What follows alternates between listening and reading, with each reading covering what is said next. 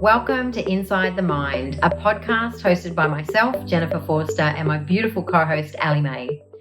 We're excited to be here, diving into edgy, raw, and relatable conversations, woven together with mind-blowing questions that will shake up your model of the world, expand your thinking, unravel your beliefs, tease apart your patterns, and walk you to the very edges of everything you've ever believed about yourself. As NLP trainers, coaches, entrepreneurs, we will be traversing the topics of business, relationships, money, family, spirituality, leadership, and personal growth, all through the discerning lens of NLP, ancient teachings, and a healthy sprinkling of womanly wisdom. One thing we believe to be true is that if we want a different outcome, we must be willing to ask a different question. And the answers to those questions are always inside the mind.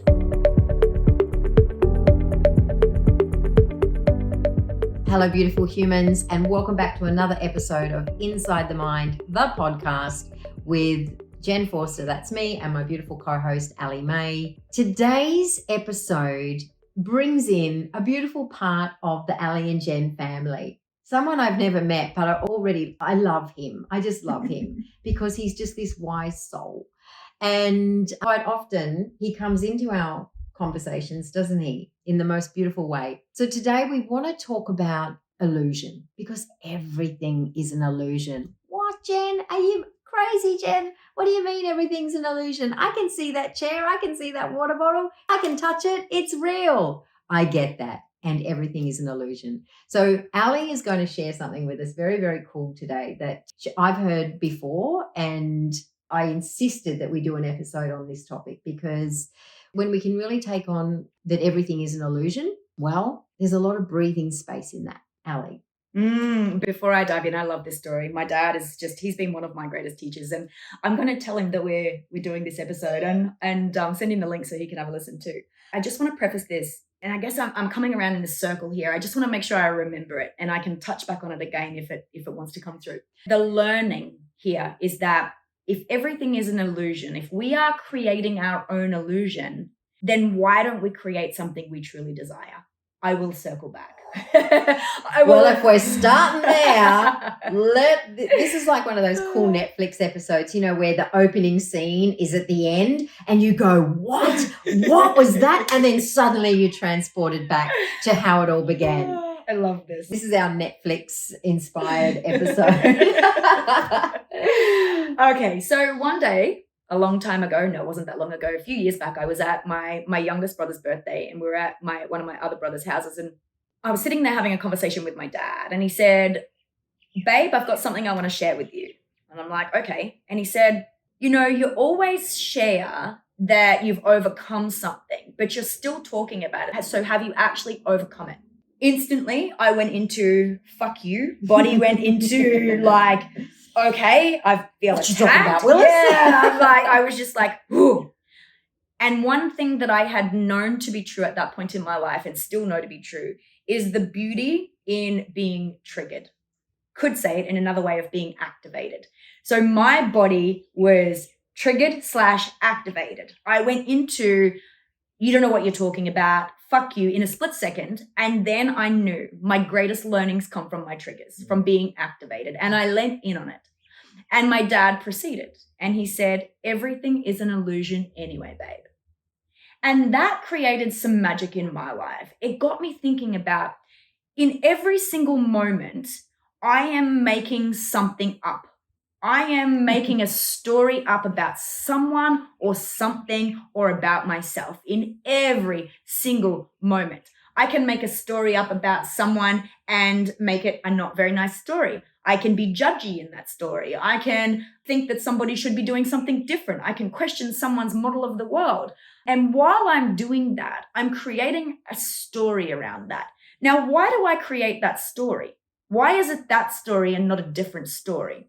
Many reasons.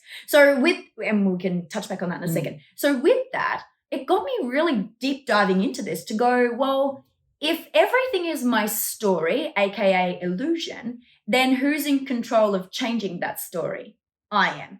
I can, Jen's doing like with her hands up at her head. Exploding mind emoji. One of my favorites. So with that, it started to become a little bit of a game with me, where from that moment forward, if I found myself getting into a space of too serious, judgy, too emotional, I don't think it's ever too emotional. If I was judgy, if I was emotional, if I was stuck in story, when I caught it, I would be like, this is a funny illusion you've got going on, Allie. And it gave me the opportunity to shift and change how I was thinking or how I was feeling. That is something that has stayed with me. This would have probably been about, I reckon, maybe 5 years ago. Yeah.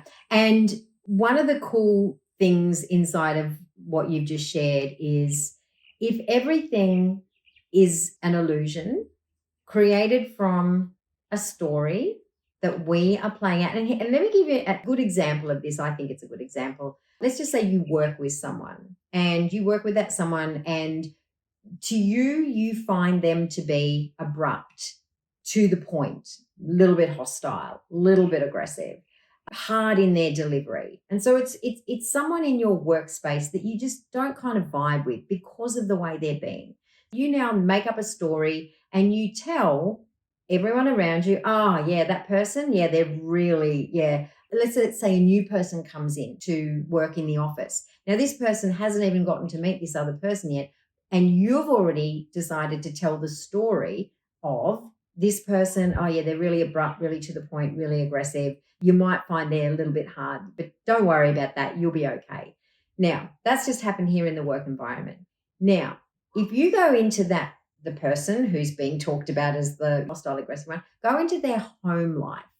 Now, what's the story that potentially their partner is telling about them, right? Now, the partner might be saying something like, oh man, my partner, most loving, kind, generous, considerate person. He just loves me or she loves me and blah, blah, blah. Again, another story, still about the same central character, right? Like we've got our central character, another story. Now go to his sporting club or her sporting club, right? Another story and another story. I could play this example out for you till the cows come home. Every one of those is a story. Which one's true? Oh, just a pause there. I heard the silence. Which one is true? All of them? None of them. Depends what lens you're looking through, right? Depends which illusion you are wanting to believe and exist in. And it's all an illusion. Yeah, and this can transfer out not just to relationship. It can transfer, it still is a relationship. It could transfer out to money. Yeah. And you might have an illusion that there's never enough. What if you shifted that? What if there is always enough? Depends on there's always the opposite side of something. And we can sometimes and often get stuck in the illusion of what we do not want or how we think somebody is not in the way that we would like them to be. Oh, this is so good. This is so good. We shared with you guys in previous episodes, if you've listened to previous episodes, we shared that this podcast is like a story, and you are going to see different parts of you in different ways in different episodes. And what is the central theme here? You, me, Allie, inside our own minds, because that's where all of this is created. Everything that we have and don't have, everything that we experience and don't experience, everything that we perceive and don't perceive, it's all created inside the mind. Ergo, it's all an illusion.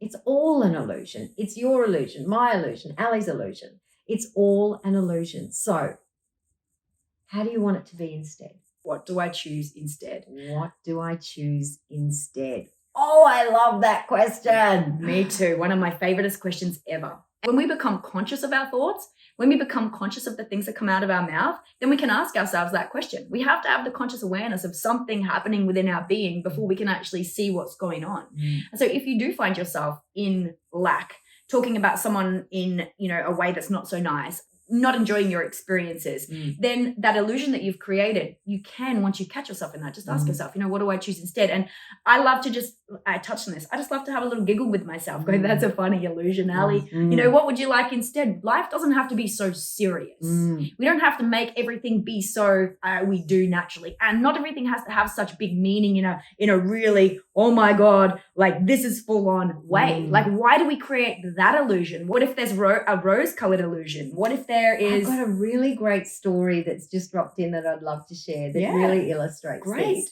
So back in 2016, I spent a period of time working in Saudi Arabia in a women's vocational college. Now, many of the teachers were all women and we were from all parts of the world. So we operated very much as a collective. So here, if I wanted to go to the shops, I just go to the shops on my own. There, we would have to have a driver. We would have to shop together, go to work together. We lived in the same apartment. My point here is just to create the context that as teachers, we were up inside each other's faces all day long. Now, there was a particular teacher there that she was Iraqi American. She lived in America. She was from Iraq. Extraordinary woman. However, the illusion that I created about this woman for a period of time while I was there was that she was rude, hostile, and abrupt and mean to all of the drivers. Now, I had that as my truth. Did I find evidence? Stacks and stacks and stacks. For a few days, I actually even tried to enroll some of the other teachers into my illusion. Have you noticed that this woman is like this? Have you noticed that? And no one else was going, oh, not really, Jen. No, not really. And I'm like, no one's getting in on this with me. What the heck? And I went home one night and I was so riled up about this particular teacher. And I asked myself, what is going on here? Why is it no one else can see this woman the way I see her? She's so like this. And I thought, okay, I can either continue on this and have the most, awful experience for the next however long I'm here in Saudi. I can't get away from this woman. Or I could start to think about what else is there about this woman that I could focus on. So I sat there for a little minute in my room and I thought, what is it about this woman? What's something that's okay about this woman? I went, she's got a really dry sense of humor, So I made the decision that I was going to create a new illusion, new story about this woman. So for the next 3 or 4 days, every time she spoke, in my mind, I said, oh, that's just this lady being funny. Every time she spoke, didn't matter what it was. So I would go, oh, that's just so-and-so being funny. That's just so-and-so being funny. That's just so-and-so being funny. And here's what I can tell you, my illusion changed. Over the course of the next week, I began to not see this woman as hostile, rude, and aggressive. I actually began to see her as this gentle, kind, funny woman. Now, what changed? Did she change? No. What changed? The illusion that I had created inside my mind about this woman. And here's the kicker to this story. When I left Saudi, the very last woman that I looked in the eye and hugged and told, I love you and I'm so grateful for the experience that I had here because of you, was this particular woman. Now, I would not have had access to that had I decided to stay in the illusion of this woman is only this. Because that's the thing. Nobody is ever one thing. They are what we believe them to be. If you want them to be different, it starts inside the mind. That's the whole point of the podcast, of course. However, it's completely possible for you to create a new illusion, a new story around whatever it is that you are or are not experiencing. And this is where we've touched on this quite a few times, where our 134 bits of information per second come in. Our 134 bits of information per second can change on the daily. The information that we take in out of 2 million, 7 million, 11 million bits of information. 14 million. That's not a thing, by the way, everybody. I just wanted to throw that in to just build some rapport with the exaggerators that are out there. Yeah. So funny. To preface that, on a previous episode, Jen added in 14 million bits. And afterwards I was like, where'd you get 14 million bits from? No, and it's good to embellish. The people that like to exaggerate. Well, I've just built rapport with all of the beautiful people that love to exaggerate. We're going to talk about rapport. I'm not even sure if we have or we haven't. Anyway, we'll dive into that on another episode. I don't think we have. No. And I've totally lost my train of thought now. I was talking about, just completed my story about the 134 bits. 134 perfect. bits. So our 134 bits of information per second that we take in out of that, let's say the 2 million bits, the millions of bits, when we look at something different, our 134 bits change. And often, and I'd like to just use this example here with from what Jen just shared, often in relationship, we can have a viewpoint, a locked in viewpoint, and our 134 bits can be so rigid on how we see someone. If we choose to do what Jen did and we change what we see, often we will go, oh my God, that person's changed so much. They haven't changed at all. They're exactly the same. This is, how do we change our world? By changing the lens through which we view our world. And we talked about this. We talked about the communication model of NLP earlier on in our episodes. It might have even been our first or second episode. I think it was the first. It's either in the first, second, or third episode. So if you're new to the podcast and you haven't listened to the first, second, or third episodes, I really would encourage you to go back and have a listen to those. We talk about some very key themes. Yes, key themes in NLP, and very key themes if they were the only thing that you adopt would change your life significantly. 100%. And we also have an upcoming 2-day event that we're running around it's an intro to NLP. It won't be called that. It's an intro to NLP and the communication model that goes into this 134 bits. It talks about the way we perceive things. That will be one of our core topics and we will be diving deep into that. And when you come and study NLP with us, do your prac level with us, the communication model and all of this, what we've talked about is, it's one of the main things.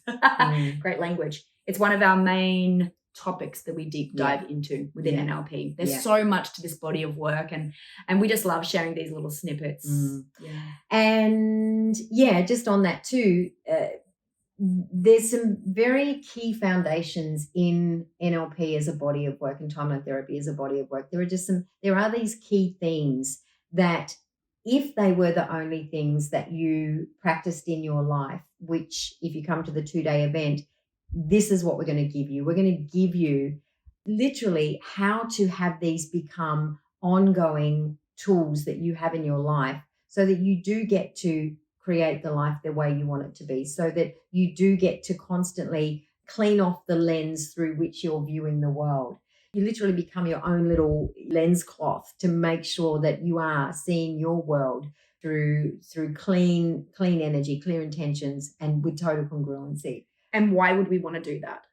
So that we can have the money we want, the relationships we want, be the parent that we want to, create the friendships that we want to. While we are stuck in story, limiting beliefs, patterns, and programs that are not serving us, we are not living to our fullest capacity. What I love about NLP is it supports us and teaches us how to become masterful in ourselves. And also teaches us, that's key. How do we become masterful within ourselves? And this work, if this was taught in schools, there would be less suicides, there would be less relationship breakdowns, there would be less anger, violence, and all of that. When we have a deeper understanding of the workings of our own mind, and then we're able to transfer that over and get a deeper understanding of other people's minds just by listening to the language that they use, by watching their eye patterns, by listening to the words that they say, their tone, all of these things come together so that we can get in NLP, so that we can get a really deep understanding of other people, so that we have better relationships, so that we can get what it is that we desire, not from a place of manipulation, but from a place of because that's what we fucking deserve. One of my favorite expressions for NLP. NLP to me is like a first aid kit for the mind. Imagine if you treated a paper cut while it was still a paper cut. That's what NLP does for us. It helps us to clear these things up in our mind while they're still a paper cut before they turn into a full-blown story identity that ultimately is moving us away from what we want instead of towards what we do want. And when we do timeline therapy, when we study timeline therapy, that cleans up all the past wounds, the big deep ones, the scars, all of that. It gets cleaned up at the unconscious level so that the mind is clear, clean, and congruent. Yeah. I think that's a perfect way to complete this episode. The takeaway question, how do I want this to be instead? What do I choose instead? Key question. If you go back out into your week this week and you notice some things are not how you want them to be, ask yourself that question. How do I want this to be instead? What do I choose this to be instead? And start moving into that new story. Create a new story. Yeah. And then you'll just have unicorns and moonbeams and rainbows in that beautiful illusion of yours, and life will get a little bit more shiny. Yeah. If you're going to live in an illusion, live in an illusion. Say that 7 times. Live in an illusion that excites you, that is exciting and wonderful, and rainbows, lollipops, and unicorns. If they're your jam. Yeah, exactly. Not really my jam. I'm not sure why it came out, and why not? We are creating everything in our lives. We create every single thing in our life, and why not create what we do want rather than what we do not want? Thank you so much for joining us. If you would like more information on our 2-day event that we are running, or our practitioner training that's coming up a bit later in the year as well, you can find all of the information in our Facebook group. We are really excited to have some of you come and do these with us, come and join us in the co-creation and share more of this magic. See you on the next episode. Mwah.